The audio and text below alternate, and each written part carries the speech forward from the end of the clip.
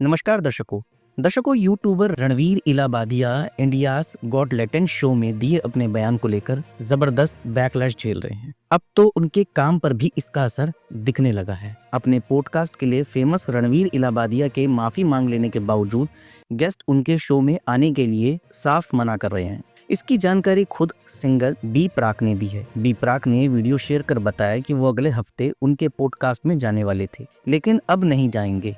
उन्होंने इसे कैंसिल कर दिया है। बी प्राक ने कहा कि वो उनके दिए कमेंट से खुश नहीं है। मैं बियर बाइसेप्स के एक पॉडकास्ट में जाने वाला था, बी प्राक ने कहा, लेकिन हमने वो कैंसिल कर दिया क्योंकि आपको पता है कि उसकी कितनी घटिया सोच है।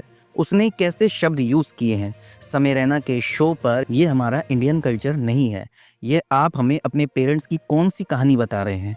आप उनकी कौन सी बातें कर रहे हो? किस तरीके से कर रहे हो? ये कॉमेडी है क्या? ये कॉमेडी बिल्कुल नहीं है। ये स्टैंड अप कॉमेडी है ही नहीं। लोगों को गालियां देना, लोगों को गालियां सिखाना, ये कौन सी जनरेशन है? मुझे समझ नहीं आ रहा। इसके बाद उन्होंने कॉमेडियन मनदीप सिंह का जिक्र करते हुए कहा, इसमें एक सरदार जी भी आते हैं। सरदार जी, आप सीखो, आपको ये चीज़ें शोभा देती है। मम्मी कैसी है, आपका दिमाग ठीक तो है, आप क्या सीख दे रहे हो लोगों को? वो सरदार जी अपने इंस्टाग्राम पर डालते हैं, हाँ मैं गालियाँ देता हूँ, इसमें क्या प्रॉब्लम है? तो दरअसल बात ये है, आपको भले ही प्रॉब्लम ना हो, हमें तो प्रॉब्लम है। इसके अलावा बी प्राक कहते हैं कि रणवीर इलाहाबादिया धर्म की बात करते हैं, स्पिरिचुअलिटी की बात करते हैं। इतने बड़े बड़े लोग आपके पॉडकास्ट पर आते हैं, इतने बड़े बड़े संत आते हैं पॉडकास्ट पर आपके, और आपकी इतनी घटिया सोच है। दोस्तों, मैं आपको एक ही बात बोलूंगा, अगर हम इन चीज़ों को नहीं रोक पाए तो आपके आने वाले बच्चों का भविष्य बहुत ही ज़्यादा बुरा होने वाला है। मेरी समय रैना से भी रिक्वेस्ट है, बाकी जो कॉमेडियंस उस शो पर आते हैं उनसे हाथ जोड़कर विनम्रता के साथ रिक्वेस्ट है कि ऐसा मत कीजिए।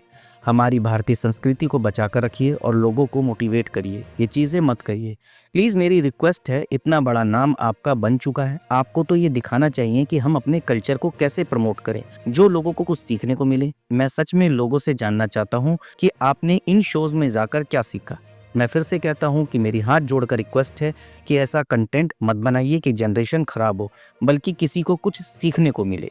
बता दें कि Ranveer India's got talent show में बतौर गेस्ट जज शामिल हुए थे। यहाँ पर यूट्यूबर ने एक कंटेस्टेंट से उसके पेरेंट्स की सेक्स लाइफ पर विवादित सवाल पूछा था। वो सवाल था कि क्या आप अपने पेरेंट्स को पूरी जिंदगी इंटीमेट होते देखना चाहेंगे, या फिर एक बार उन्हें ज्वाइन कर फिर कभी नहीं देखोगे? इस पर खूब बवाल मचा, यहाँ तक कि महाराष्ट्र सीएम ने भी उनकी निंदा की। वहीं रणवीर के फैंस उनसे निराश है।